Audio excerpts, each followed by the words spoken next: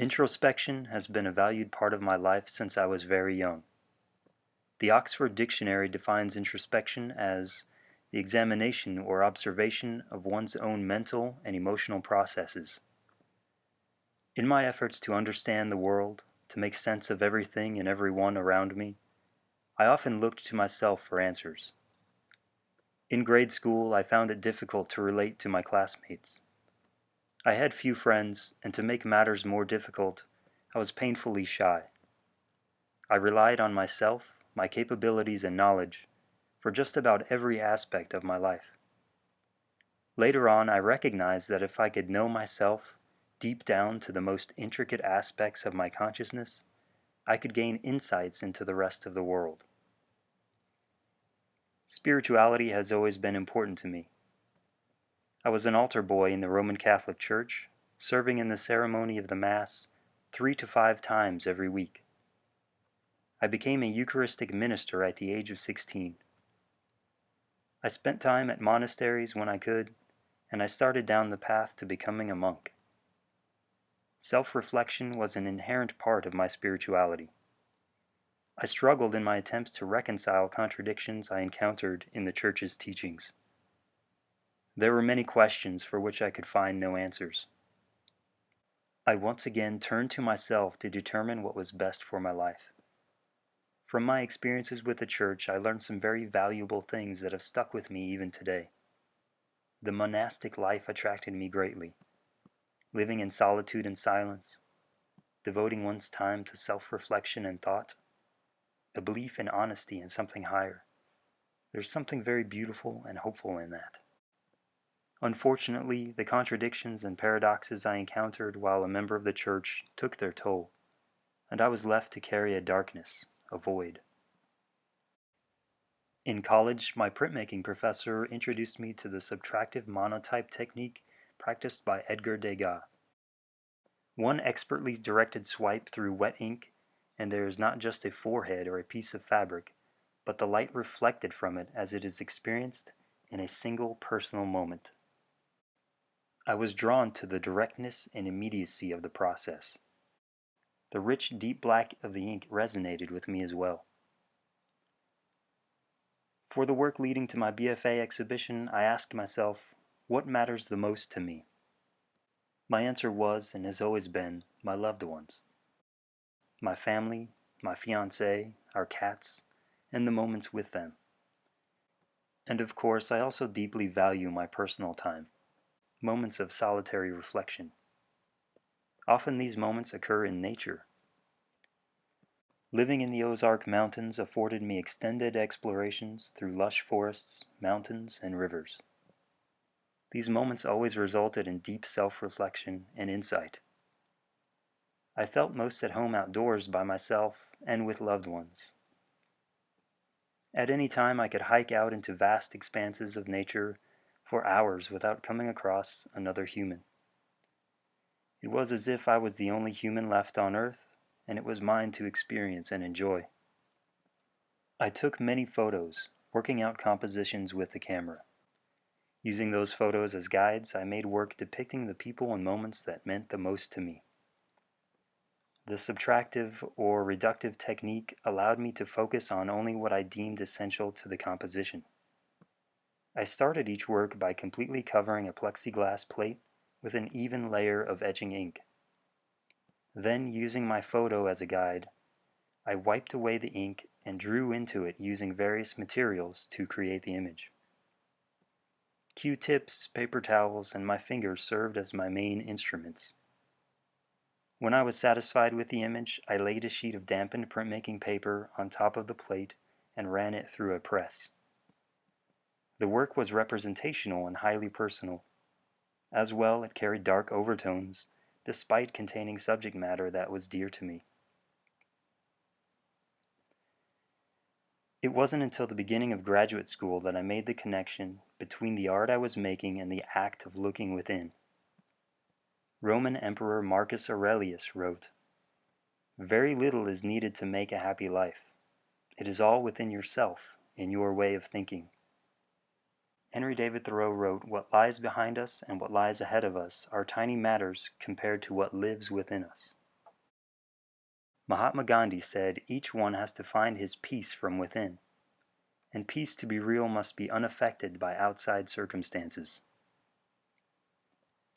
These quotes from renowned thinkers and philosophers all convey the idea that the answers to everything can be found inside of us. Today, with knowledge and answers available at the click of a button via the internet, are we finding fulfillment and happiness more easily? Is easy necessarily better? Do we really know something if we don't discover it through first-hand experience? Do we too readily accept second-hand knowledge? Has introspection become a distant practice? Intrigued by the act of looking within, what may be learned from it, and realizing the important role that introspection plays in my life, I make artwork that directly addresses this subject. The Introspective Mind exhibition I put together consisted of 11 monotype prints revolving around the theme of introspection. The imagery within the works covered a range of degrees of representation. The representational works depicted figures in different acts of introspection, or depicted places in nature where I have spent time and that evoked introspection within me. The other works consisted of combinations of different levels of abstracted and non-representational subject matter. These prints were made while practicing mindfulness meditation, a form of meditation used to increase awareness of one's experience from moment to moment. Karen Wagila, PhD, psychologist, professor, and author, explains, mindfulness meditation is unique in that it is not directed toward getting us to be different from how we already are.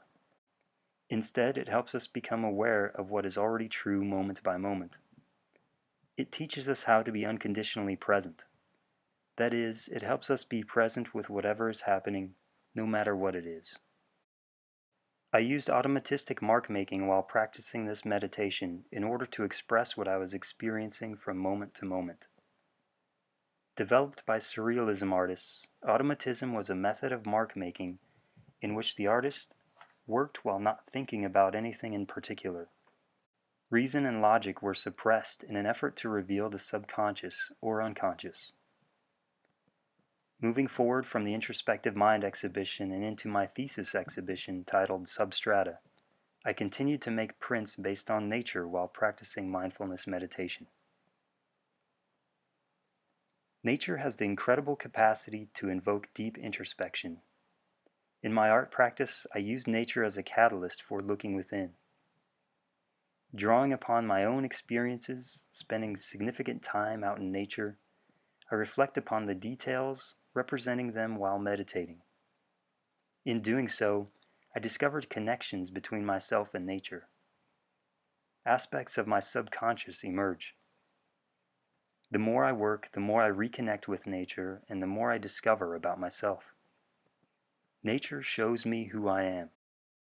I am most comfortable in a natural setting because it is the world without those man-made negative aspects. It is pure, honest, and direct. So I immerse myself in nature. I study it, keeping myself open to receiving and recognizing the lessons and knowledge imparted by nature. I am intrigued by in-between viewpoints. In these spaces, shapes, forms, and voids start to take on other meanings. They become something else as my subconscious comes out in the work. In particular, my work titled Reconciliation, Past, Present, Future expresses my process of self-discovery through the contemplation of a rock cliff in Lyons, Colorado. I spent time at this location camping, hiking, and photographing the geologic formations. I learned that a massive flood had occurred there only 1 year before, wiping out the entire area and destroying many homes and businesses. I began to see congruencies between the jagged edges of the cliff and my own evolving self-concept. The deep black chasms in the cliffs represent my losses and pain. My father dying of cancer, a long-term relationship ending, and feelings of regret.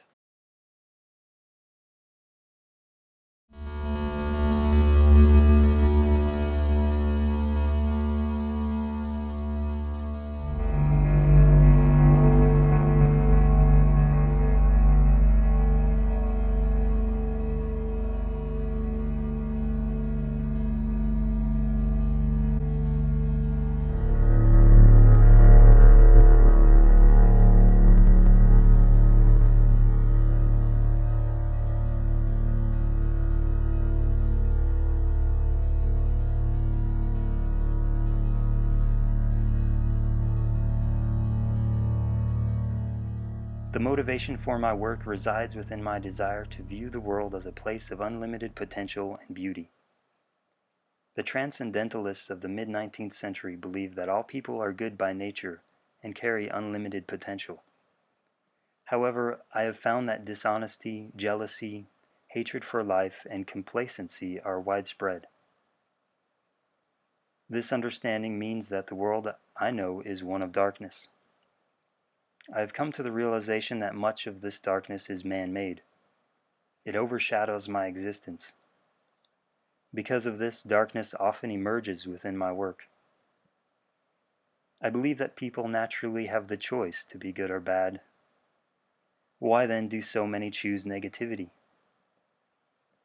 Is it because, as transcendentalist author Henry David Thoreau believed, people spend their lives in pursuit of wealth and social expectations? Is contentment achieved instead by looking within ourselves, into nature, through art and through work, as Ralph Waldo Emerson believed? These are some of the questions I've kept in mind while creating my artwork.